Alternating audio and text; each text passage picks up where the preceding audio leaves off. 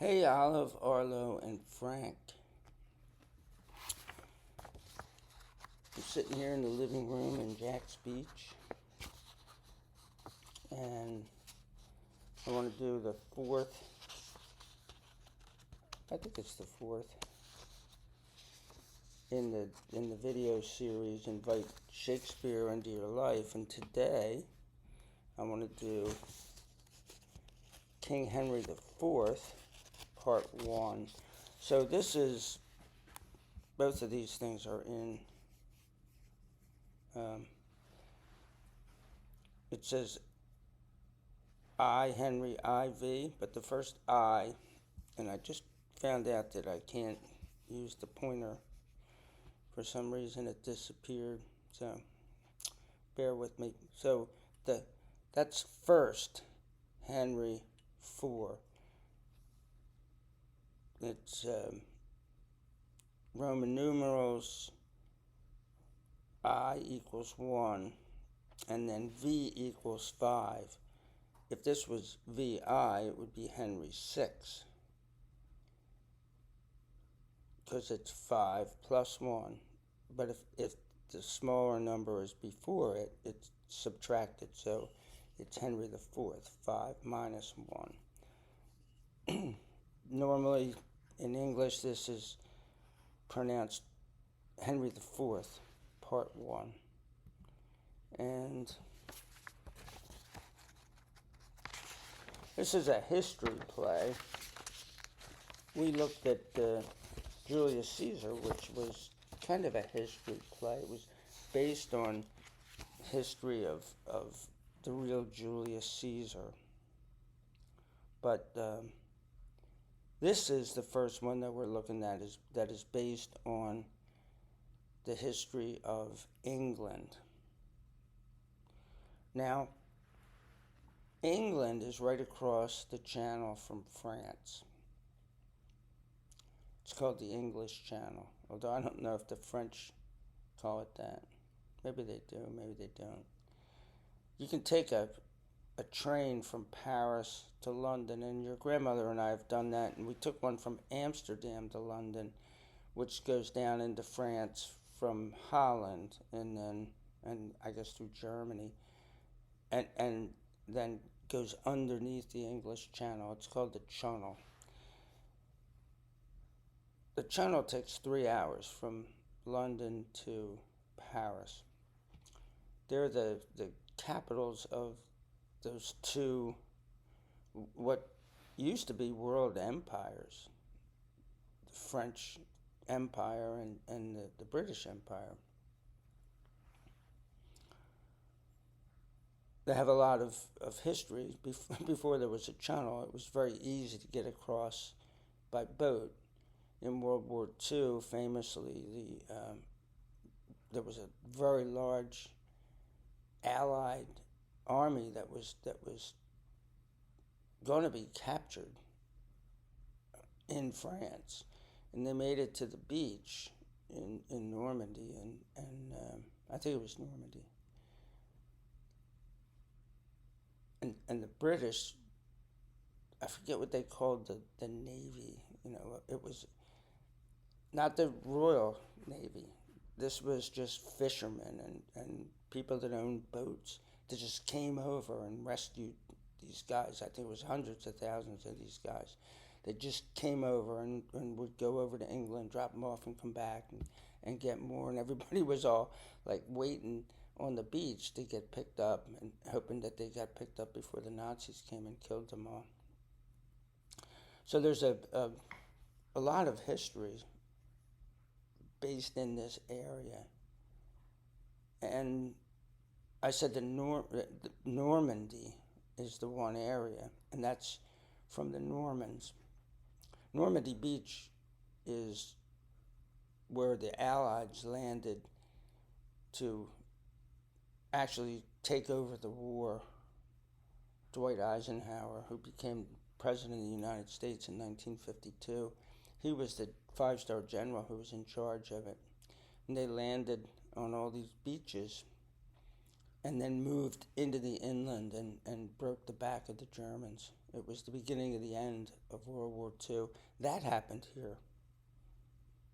Well, in the year 1066, the French Normans, so these are a tribe of Frenchmen, conquered England. And from 1066 to 1399, the King of England was French speaking.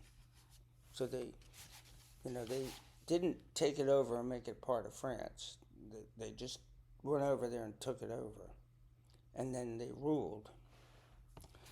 In 1337, King Edward III started the 100 Years' War. And he claimed the French throne in opposition to the House of Valois. So the French didn't take over the English. Some Frenchmen did. But then one of those guys, Edward III, said, yeah, but the Valois clan over there, they're illegitimate. So we're the actual monarchs. I'm the actual monarch of France. It started a war that lasted 100 years, give or take. His son, Edward III's son, John of Gaunt, who was the Duke of Lancaster, was a powerful figure in England during the reign of his nephew, Richard II. And I'm pretty sure that Shakespeare did a play called Richard II.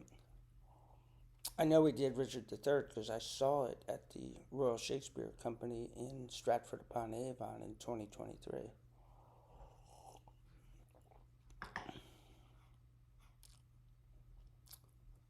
His son, Richard II's son, was Henry Bolingbroke. He was also King Henry IV. So now we have a little bit of a historical reference when we know who this guy is, because we're going to see that they're going to try to go over to France and conquer the French. And in Henry the Fourth, Part 2, they get involved in battles, but they don't go to France. But the younger son, and I'm getting ahead of myself, who becomes King Henry V, he does go over there. And Shakespeare did a play about that when Henry V went over to Agincourt and fought the French. So this Henry IV was the king from 1399 to 1413. He was king for 14 years, and that's the period of this play. So we're talking about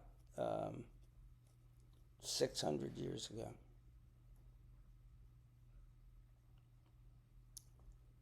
Henry had overthrown Richard II. And remember, his dad, he overthrew him and had him imprisoned and eventually put to death. His oldest son, Henry of Monmouth, succeeded him in 1410. And this is Prince Hal in this play. So in 1399, Henry IV takes over. In 1410, so we're talking about 11 years later, Hal takes over. So Henry IV was only there for 11 years. He must have acceded to this throne to his son for health reasons or whatever.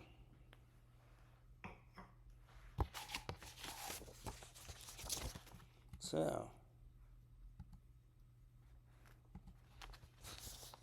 the setting of the play.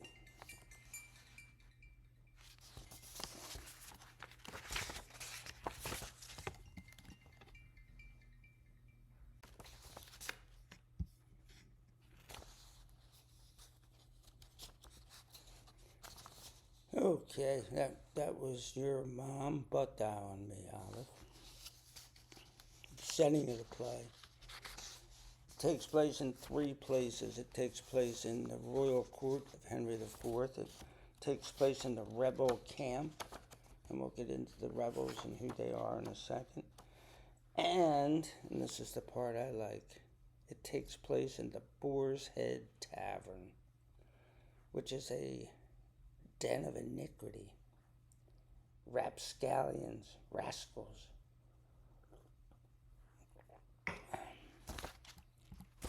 Yeah, baby.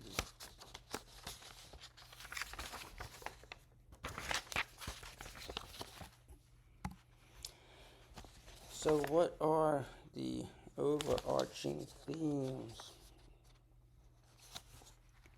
It's a couple. It's a practical application of the prodigal son from the book of Matthew and the Gospels according to Jesus Christ. It's a story that Jesus tells about two sons. One goes out and spends all his, he asks for his inheritance early, and he goes out and spends that money and gets drunk and hangs out with the bad people, and another son stays at home and works hard and doesn't ask for anything. And when the son realizes, like, I gave up everything, the one who left, the prodigal son, he goes, you know what, I could eat well if I was at home, and now I'm like eating, I think, the corn husks that they would feed to the pigs. He couldn't afford to buy any food or anything. He was eating pig food. And he goes, if I was just home, I could eat and be well taken care of. And he decides to go home, to tuck his tail between his legs and go home. And the other son is like, you're not going to accept him, right? Because look what he did to you. He took his inheritance and he blew it. He went through all that money, and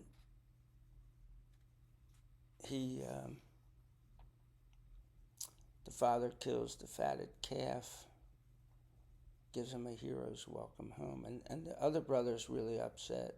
So the brothers in this are not really brothers, and the fathers are not really fathers.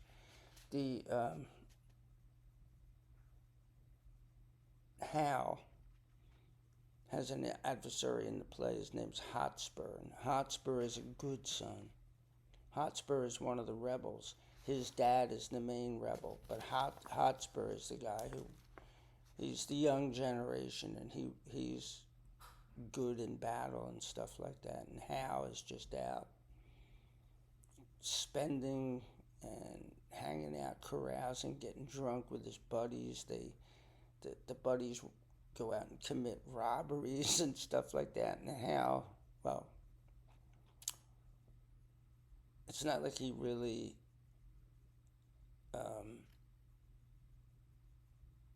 agrees that they should do that kind of stuff. Let's put it that way. But we'll get into that. But Hal has two fathers. Now, Hotspur's father, as I said, is the rebel wannabe king, and these are guys that helped Henry IV get the crown and take over, and then they feel that Henry IV let them down and didn't give them some things that he was supposed to. So they're going to try to overthrow him. But Hal has, and he's his real father, but Hal has two fathers. His real father, the king, King Henry IV, and a guy named Sir John Falstaff, a big, fat dude.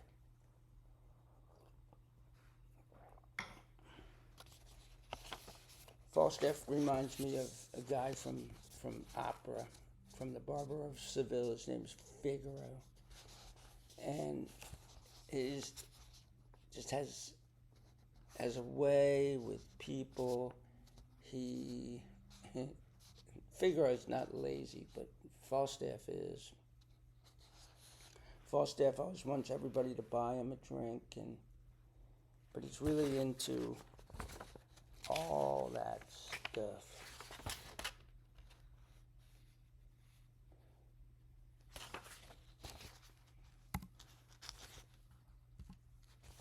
So here they are. The guy there on the right, or the guy there on the left, rather, is King Henry IV. And to the right top is Prince Hal, who's going to become King Henry V, a couple plays from now. And Sir John Falstaff down there with a tankard of ale.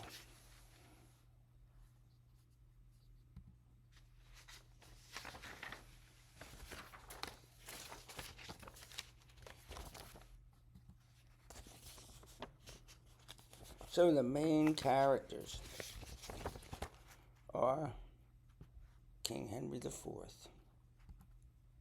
his son, Prince Hal, Sir John Falstaff. So we've met these three guys. Now, we're not going to have any pictures of these other people because we don't need to. But we have Hotspur, who's the counterpart to Prince Hal, and Henry Percy, the Earl of Northumberland, who is Hotspur's dad. Prince Hal also is called Harry and Percy. So his name's Henry.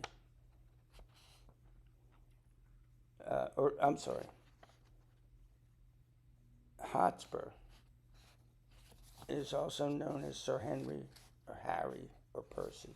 But I think you might even call Hal Harry. I'm not sure. So, let's talk about the play. We're going to do the plot, and we're going to do it act by act. In Act 1,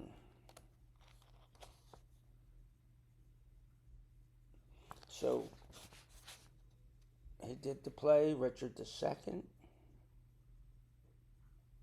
and that's who Henry IV became the king after. So following the event of Shakespeare's play Henry II, Henry Bolingbroke has succeeded to the throne of England as King Henry IV. During his ascension,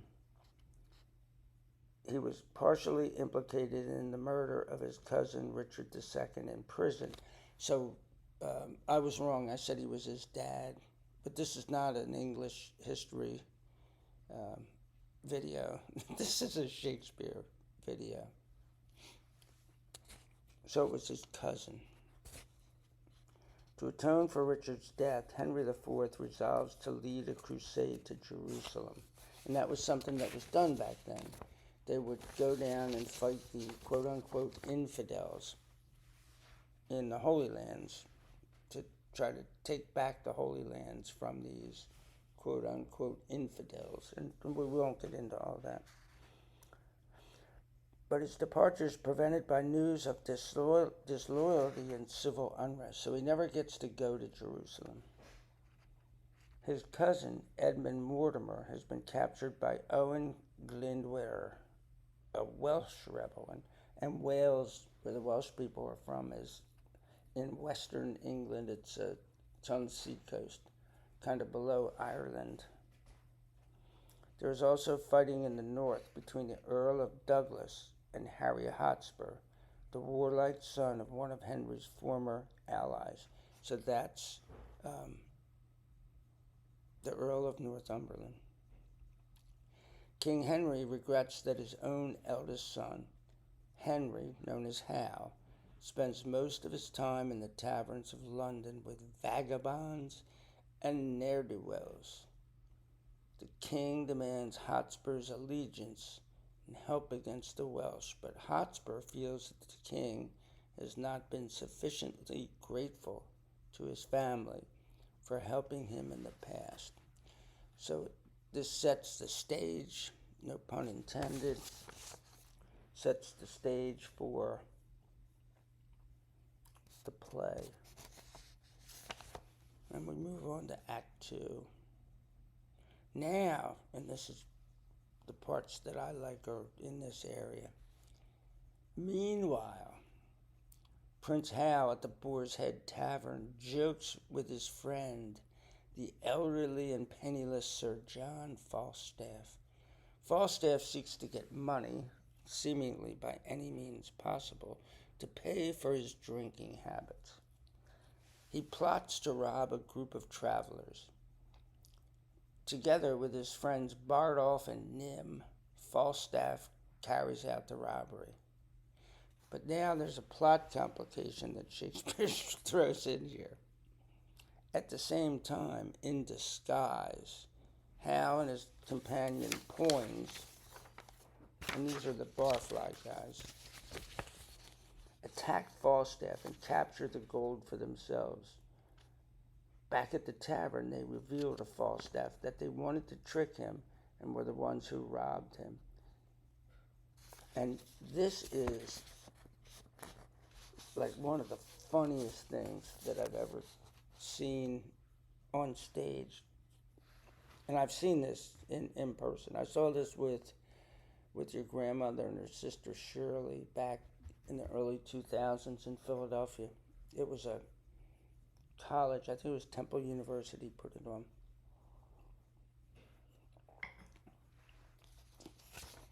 But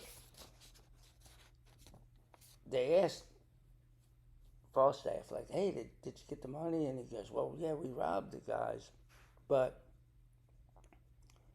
there were these buckram, I forget the expression, these buckram lads or something, these people who showed up and robbed them. And he starts by saying, oh, yeah, there were a couple of them. But by the end of it, there's several of them.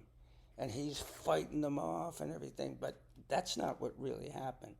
So they're telling these two guys, Poins and Prince Hal, like, yeah, or Falstaff, I had to fight these guys off, but then finally they won. There were just so many of them that they won. But that's not true. They just came up and robbed them. He gave them the booty, gave them the loot.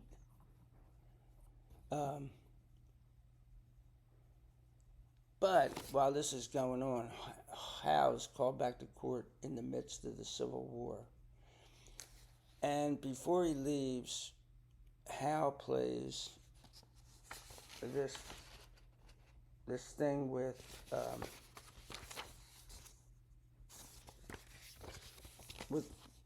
Falstaff. They role play, and he shows that he's been on top of this the whole time. That he wanted to lay low and be out of the shadows, or in the shadows, and not be part of the stuff going on at the court. He's getting his game together, and so they play this thing where Hal plays himself and Falstaff plays the king, and he forgives Hal. Because they're like, well, what's going to happen when you get back to court? Because you've been a bad boy. You've been out here doing all this crazy stuff, and your dad's not happy. So they do that, and then they switch, and he becomes Henry. I think he becomes himself as king later on, and he doesn't forgive Falstaff. He's like, nah. Shouldn't have been doing the stuff you're doing. So he shows his true colors, and he becomes a hero. By Henry V, he becomes like this beloved king of England. So they play the imminent conversation between the stern King Henry and the wayward Hal. And Hal's pointed comments about his own troubled friends disconcert Falstaff. But Hal, after he does this, tells Falstaff that he doesn't approve of what he's done, and that Falstaff didn't understand him because he's really just playing a role. Um, he gives the money back to the travelers, and they were pilgrims. They were going on a pilgrimage. So this money was meant for them to do what they felt was a religious duty to go to, wherever it was. Might have been Canterbury or someplace like that. But Prince Hal gives it back to the owners. So then we go to Act 3. So the Civil War becomes more serious as Hotspur joins his father in making an alliance with the king's other enemies. All of them are jealous of King Henry's growing power. Hotspur sets out to Shrewsbury to meet his father's troops. Hal returns to his father to make peace with him, and the king gives him a command in the army, setting out to meet Hotspur. On the way, Hal encounters Flagstaff with a few ragged men. Flagstaff has enlisted these soldiers by taking bribes rather than enabling more able-bodied men. So it's like, yeah, well, you're going to get paid to be in the army, and you're going to go out there, and yeah, you might get killed and stuff like that, but they'll feed you, and they'll give you a paycheck, every month or however often they paid their soldiers. But you have to pay me to do that because there's no way that you could be a soldier. So he's still using the fact that he's a buddy of the Prince Hal, to try to get over, try to get money for his drinking habit. Act 4. King Henry IV offers to pardon and free Hotspur. So he must have been captured. I don't remember that part. If he will withdraw his opposition to the throne. The northern troops have been unable to reach Hotspur, and Worcester, one of Hotspur's fellow rebels.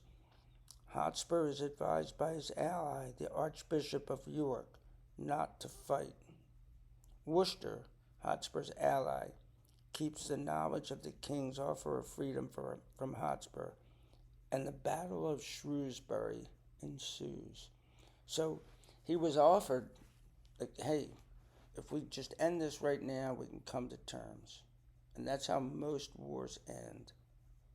Right now there's a war going on in Europe, kind of Europe, between Russia and Ukraine. They will come to terms. We don't know what those terms are yet. It'll probably happen within the next year, but they will come to terms.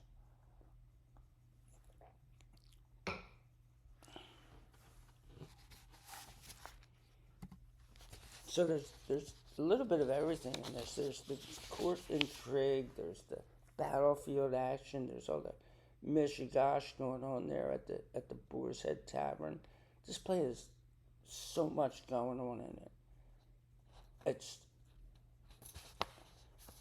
I try not to say, hey, it's my favorite play. This is right up there. It's got everything. Act 5. Falstaff fears for his death in battle and wonders about the wisdom in pursuing honor in exchange only for injury or death. Hal fights valiantly in the battle, saving his father from harm in combat with Douglas, another rebel. He even kills Hotspur, and it's a shame. I mean, Hotspur, this battle didn't need to take place. Falstaff, having feigned death, so he's faking being dead. He's laying there on the ground, pretending he's dead. To avoid injury, claims he was Hotspur's vanquisher. So, and that's what you're going to love it.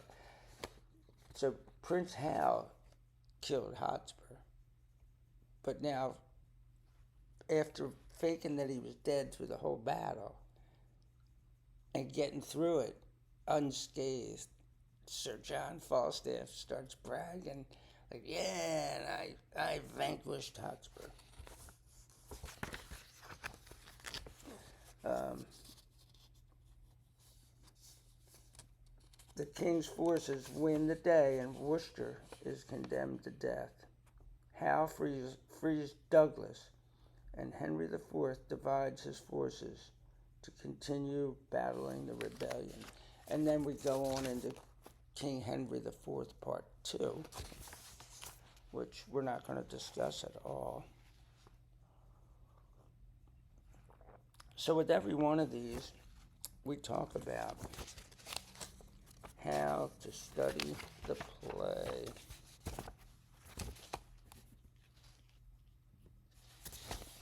Yeah, I'm a champion.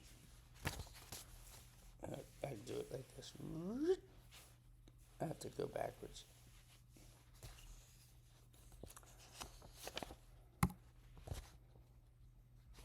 And it's always going to be the same. Go online and read the plot. And I did that. In fact, I gave you the plot as it was, as I read it from the Royal Shakespeare Company, the RSC. As I said, it's in Stratford-upon-Avon, the birthplace and home of William Shakespeare. Even though he's known for being in London in the theater, he actually lived, his family lived anyway. He was in London a lot of the time, but his home was in Stratford-upon-Avon, which is, like I think it was a 45-minute train ride from London. London's enormous, so it's nowhere near London in a way.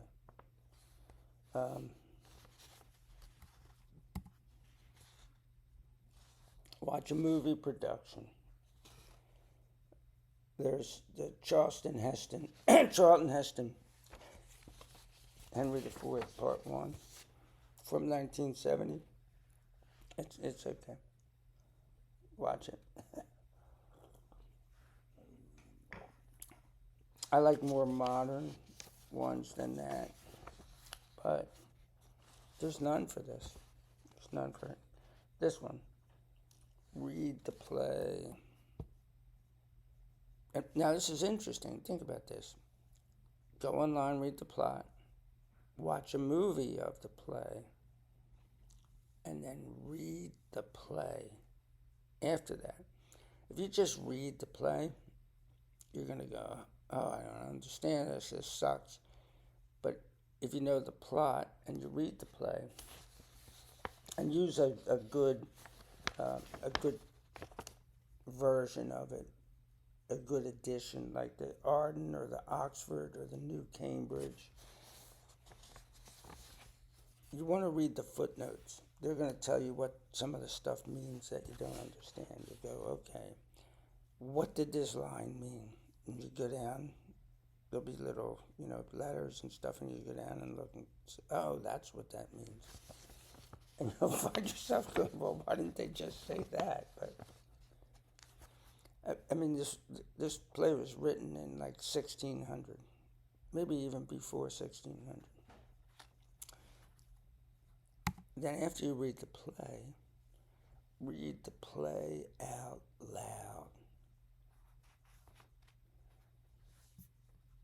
It's maybe the most important part. Like, go to the parts where, and I don't want this to be too long, so I'm not going to read any of them, but go to the parts, especially in the Boarhead Tavern, where they do the role play, and the part where Falstaff is talking about how he got robbed after he robbed the people. He got robbed by these buckram, those guys.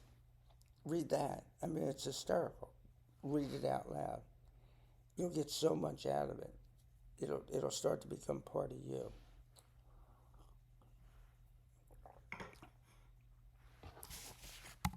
Read Cliff Notes, Spark Notes, Other helps. And you can actually do that um, before you read the play, before you watch the movie. So look at the plot, maybe. And then, if you're following this outline exactly, and you're to the point where you're reading the play and you're going like, this is like I just don't get it. Well, read the cliff notes or read them with the play. There's different ways to do it. You can read the cliff notes like they are a play, and then watch the movie. Or you can read the play and stop and go over and read the cliff notes or whatever notes you're using. Then go see it in person. As I say, I went with your grandmother and her sister in the early 2000s, and it was spectacular. Peace out. Over the balloons.